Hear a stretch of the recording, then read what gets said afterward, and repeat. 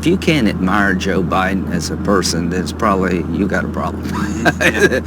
You need to do some self-evaluation. Because what's not to like?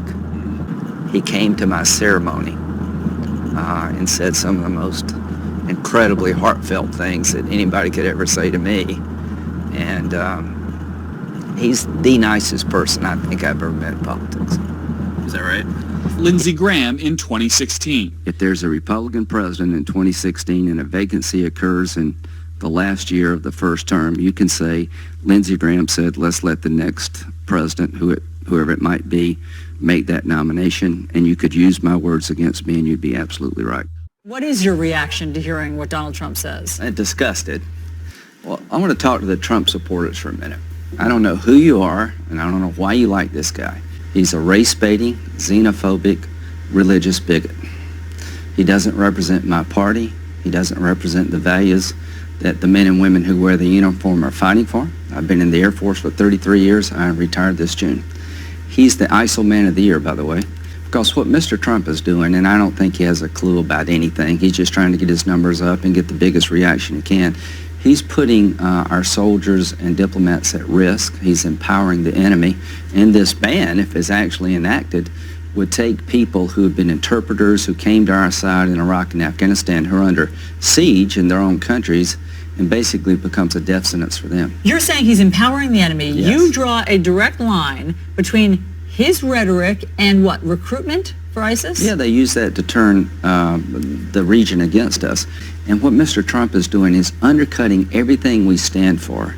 He's undercutting how you win the war. He's empowering the enemy, and he's putting people at risk who are serving our country. Now, he's never served. Going to a military high school, Donald, is really not military service. You've never worn the uniform. You've never been on a forward operating base. You've never been at a PRT as a member of the Department of Justice or the Department of State. You've never been a USAID worker going into some devastated poor area in Iraq and Afghanistan trying to help our country by helping others. So knock it off. You're putting people at risk. He is empowering radical Islam. And if you knew anything about the world at all, you would know that most Muslims reject this ideology, and they've died by the thousands trying to combat this radical ideology. You're undercutting their efforts.